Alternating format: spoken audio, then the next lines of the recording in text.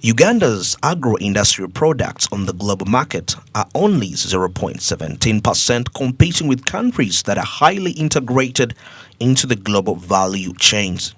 However, Africa as a regional market has already undertaken the European Union to become Uganda's most important trading partner, with trade shares increasing from around 22% in 1995 to more than 30% by 2018. The calculation is that from the fish maw alone, fish maw, the bladder of the Nile patch, Uganda can earn more money than Saudi Arabia earns from oil each year. The Egyptians built an abattoir on Bombo Road here, after Bombo town. Now that abattoir needed 400 cows per day. When I calculated for 365 days, the figure which that abattoir wanted was 146,000 cows per year. And they don't have them up to now. That's why they are closed. The abattoir is there, but they are closed. And yet, we have got 14 million cows. With 14 million cows, you can slaughter 20% a year. That is 2.8 million cows. So we have enough cows. That abattoir only needs 146,000 cows a year. And we have got 2.8 million, which we can slaughter without affecting the national herd. So the only problem is organizational. And that's what you are doing. Everything is there that can make us quickly, within a year or two, build a world-class beef industry. Why? We have the livestock. We have 14 million heads of cattle. We have 14 million goats. We have got 50 million chicken, 1 million sheep, and we have quite a lot of fish. We catch 447,000 tons of fish from our lakes. As you know, livestock is a source of meat, but also a source of milk and a source of leather. Now you find that we lose a lot of money by not fully developing this industry. You will, for instance, take one little fact. Even before you talk about beef, before you talk about milk, when you talk about leather, up to now, Uganda has been importing leather and shoes, even shoes, from outside. Now, according to my figures here, by importing shoes and jackets and handbags and belts and car seats, all of which are made of leather, Uganda is losing US dollars 328 million, almost $329 million per year. Imagine. All that money is going, and all the jobs are going. That's why I am working to build for you a leather processing industry at Kaumu in Ruero, so that we solve this. And when you look at the whole world, the global business of leather is $72 billion. $72 billion business of leather globally. Here, almost $330 million internally here, but globally,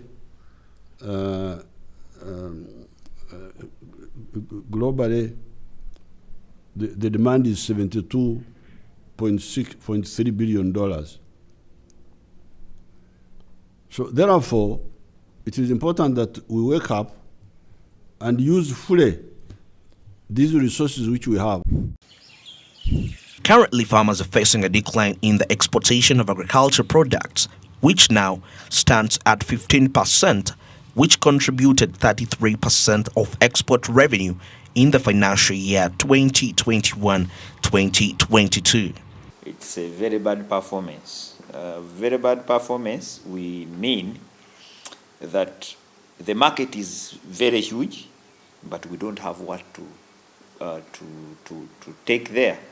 So the performance of our country, the performance of our people, the performance of our company, and also other companies in this country is very bad, because we are unable to meet what the market wants in terms of volumes, but also when we tend to meet the volumes, we also fail on the quality. So it is still a bad situation, which needs a lot of input from both government and also the private sector. The exports has completely declined. I think our exports today into European Union of food, of fruits and vegetables from this country is around 15%. Companies which have been working are over 280. The one which are operating around 7 today. And even the 7, they are operating quarter of what they should be on their capacity. Meaning that after decline in COVID, there is also decline in production because there is no capital. And we have also been faced by the problem of climate change, which has actually taken over from the COVID with the Russian war, and everything is now in disarray. So I can physically say to you that export of our fruits have declined by 85%. And it will continue declining unless the climate change is handled, the rains come in short run, and also the investment into agriculture arena comes. If that does not happen, we are likely to see a complete stoppage of exports in international market due to the factors I've told you. The fertile agriculture area in Uganda can feed almost 200 million people, according to the UN's Food and Agriculture Organization. However, just 35% of Uganda's land is being farmed, even though 80% of it is arable. Due to the low temperature variability, fertile soils, and 2 rainy seasons that cover a large part of the nation, investors believe Uganda has some of the highest agriculture potentials in all of Africa. Uganda produces a large variety of agriculture foods that are sold to the European market, including coffee, tea, sugar, and livestock. When you talk about United Kingdom, it is separate, then in European Union is separate. So United Kingdom and European countries like France, Germany, Greece, Belgium, Italy, Portugal, Netherlands, and others. But we also do exports to Middle East. It is also a very big growing market for our crop products. You talk about Saudi Arabia, you talk about Oman, you talk about United Arab Emirates, you talk about Qatar, and also the other part of the world, which is the Far West, which is America, Canada. So we have done some few businesses within Africa, South Africa, but not so much. So mainly is Europe, United Kingdom, Middle East, and then America and Canada. Uganda exports food into European Union and England and far like Canada and America. And they are big markets for our food. And we export fruits and vegetables. The food that we put on our tables are the same food we export to these markets. And there's quite a lot big of markets for the food. We export various crop products ranging from hot pepper. Of course, there are very many crop products, and the difference is that they are required in different volumes. So, and we export them the same way in different volumes. So we have hot pepper, we have green chilies, we have matoke, we have sweet potatoes, groundnuts, sugarcane, avocado, garden eggs, what we call eggplants. Kamrad is in three forms: the hot pepper, green chilies, and also bullet chili.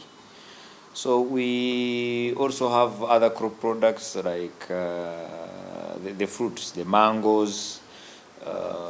We have kadera, we have gunda, we have tulia, we have dudi, we have, I talked about sugarcane, I think, and many others. The agriculture sector rate falls short of the 0.6% target set by Vision 2040 and the National Development Plan 2, owing in part to an increase in interseasonal and annual climate variability caused by climate change, which has a significant negative effect on overall growth, employment, and export rate. And due to the fall, exporters launched a campaign to educate locals on proper farming practices and raise public awareness of the exportation of agriculture goods. We have tried to do the trainings to the farmers. We have tried to recruit the farmers. The recruitment is in a way, we don't recruit like you go and start announcing, like you're advertising on these village radios. No. We do sensitization, like we are here. We are doing sensitization. We are making the world or Ugandans aware that there is big market for these crop products. So once these people have known that there is market, then what next? So we go ahead now to meet these people who express the interest in production of these crop products and train them. And training is key in ensuring that this farmer gets to understand what is supposed to be done and what is not supposed to be done, and then understand what the market actually wants. Because most of the crop products are produced locally, they have always produced them, but meeting the market requirements is another issue. So for us, we go ahead to train these farmers in relation to what the market wants, not what is required for the crop to grow. No, we do what is required for the crop to grow well, but also ensuring that we focus on what the market wants. That is to do with the quality, to do with pest and disease control, to do with the fertility management, soil management, and environmental management. We do all of those through trainings and also follow-ups on these farmers. Because when we train, the first trainings are always done as a group. But at the end of the day, each person is going to grow from his own garden. So we do follow-ups to know if these people are following the principles of production in relation to what the market requires. That is done throughout by our technical team. Assume the environmental conditions favor the production part and the rest of the requirements are met, agro inputs and others. Now, there comes an issue of post-harvest management, post-harvest handling, transportation, storage, and then final transport to the market. And now the farmer, if that part is also not solved, then the farmer is losing, the company is also losing. So at that point, we normally meet challenges of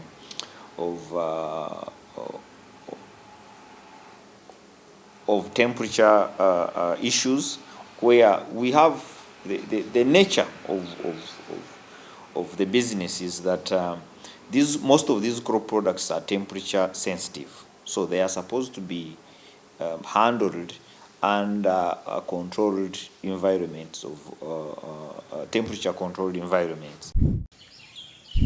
But now that is not there. So that means, remember, we are dealing with perishables. So that means we are now going to have a shortened shelf life of these crop products. Being perishable means that the shelf life is very short. So in a way that we would prolong the shelf life, we would require cold storage facilities right from the farm level up throughout, as long as harvesting has been done. Post-harvest management has to come into play. That's where the cold rooms are supposed to come into play. The refrigerated trucks are supposed to be in place. Those temperature controlled pack houses are supposed to be in place to ensure that this crop remains in the same state as it was harvested until it reaches the final consumer. And that is not available here in Uganda. We are trying to develop one, but now I will tell you that the challenge is finance. Developing it is not easy. It requires a lot of money, not millions. It requires billions of money. And when you look at the performances of the businesses and this particular business, you realize that you cannot secure billions of money to invest in that unless there is an external hand that can help us do that. The majority of crop varieties available on the commercial market are not suitable for organic cultivation methods, as they have been selected for production dependent on irrigation and large quantities of synthetic fertilizers and pesticides. Many of these hybrids are not open pollinated. In the last few years, the problem has worsened following the arrival on the market of genetically modified varieties.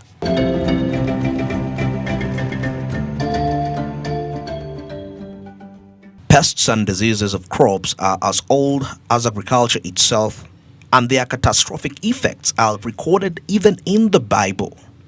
In the early times, the epidemics were attributed to the wrath of the gods. Not until the middle 19th century that pests were recognized as causes of crop damage and stimulated attempts to discover the methods of controlling them. Pests have been known to cause heavy damage to crops that have often caused famine. Locusts eat nearly every plant part of many field crops and wild plants. Heavy losses occur in the field because of the nature of their feeding habits and the gorgeous nature. The history of locusts plague is recurrent in Africa and as recent as 1984 and 1985 in Ethiopia. The invasion areas of the desert locust in Africa lie mainly north of the equator, but there is no well-designed outbreak areas. However, swarms of desert locusts can migrate to Kenya, Uganda, and Tanzania. The African armyworm causes serious damage to cereal crops and grasses during outbreak years. They lead to crop failure when damage is severe and therefore indirectly cause starvation and famine for man and animals. In years of high infestation, their damage rivals those of locusts' in severity. Uganda has one of the best conditions for agricultural production due to its mild climate. a large amount of fertile land and frequent rainfall inclusive. It has long served as the foundation of Uganda's economy, generating about 37% of the country's gross domestic product. However, the industry is suffering greatly due to migratory illnesses and pests avoiding detection. We have those pests that we have lived with. You know them, these caterpillars that eat cabbage, caterpillars that eat tomatoes, the drying of tomatoes. There we get losses of between 30 and 40%. But there are these migratory pests that come and invade a mass in what we call swarms or flocks of birds. These you can incur losses of 100%. So like a quelea bird can eat its own weight of 5 grams. Now, if it is eating 5 grams of rice and there are 3 million birds, so 5 grams times 3 million, that is 15 what? So you find you are losing like 15 metric tons of rice if you have 1 million birds in one day. This is why we are saying, and we always make reference to the loss we incurred in the Kapchorwa Kweni area. The farmers had got money to grow sorghum for Nile breweries and Uganda breweries. And we lost 1,000 acres of sorghum to these quelea birds. So can you really now estimate the loss to these farmers? Up to now, they still feel government should compensate them because it never controlled the birds. So the losses due to especially migratory pests and also pests that affect our exports is massive. Current migratory pests in Uganda that limit agricultural output include desert locusts, armyworms, sassaflies, and quail birds. Somalia, Djibouti, Sudan, and South Sudan, as well as Uganda, Kenya, and Tanzania in East Africa, have all been impacted. Migratory pests and vectors include the armyworm, the sassafly, the quelea bird, and any other that may emerge at any one time, as long as that vector or pest threaten food security in the member country.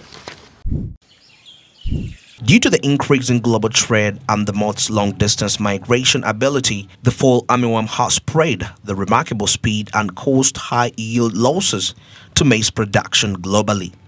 Crop losses due to pests and diseases are estimated at 10 to 20%, that's in the pre-harvest, and 10 to 30% post-harvest, and up to 100% for perishable and export crops. Uganda is prone to the invasion of the quelea bird, which destroy grains, most especially rice and other grains that look like a grass. In June 2013, the quelea birds destroyed over 1,000 acres of sorghum in Kwene district. In the same year, losses and damage to rice in Kibimba rice stream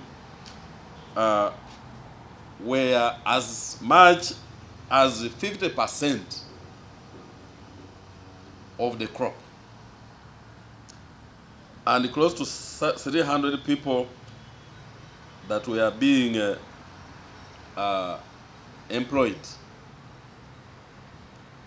were at that time, close to 300 people were being employed to scare away the birds until this intervention came.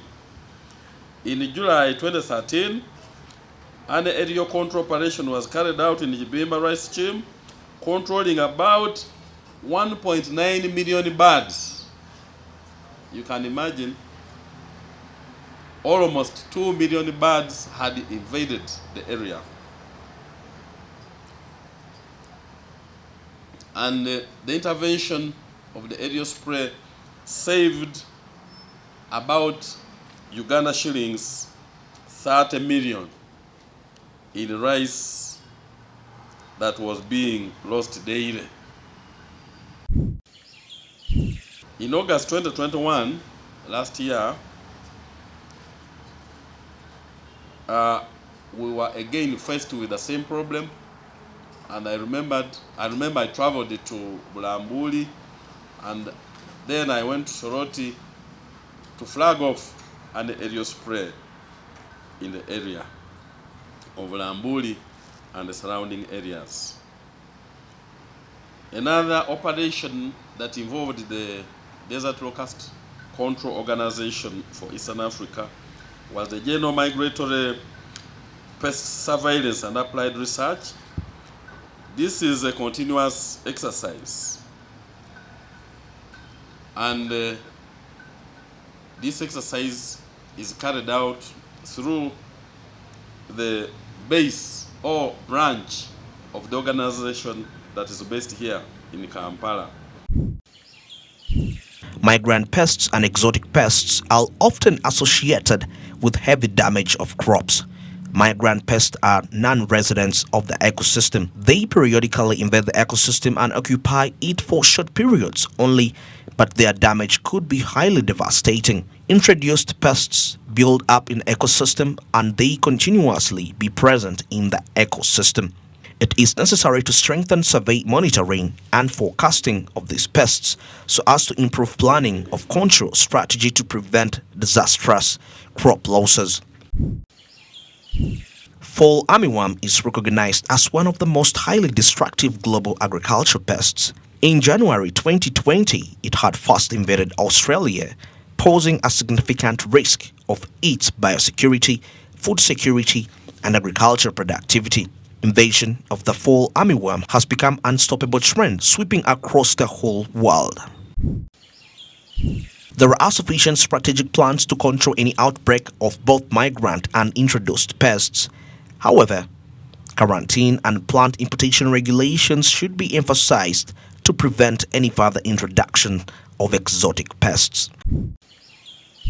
The implementation of quarantine regulations for plants would require less money than combating pests which have already been introduced. Haya, haya, haya, haya, nesiye leo, haya.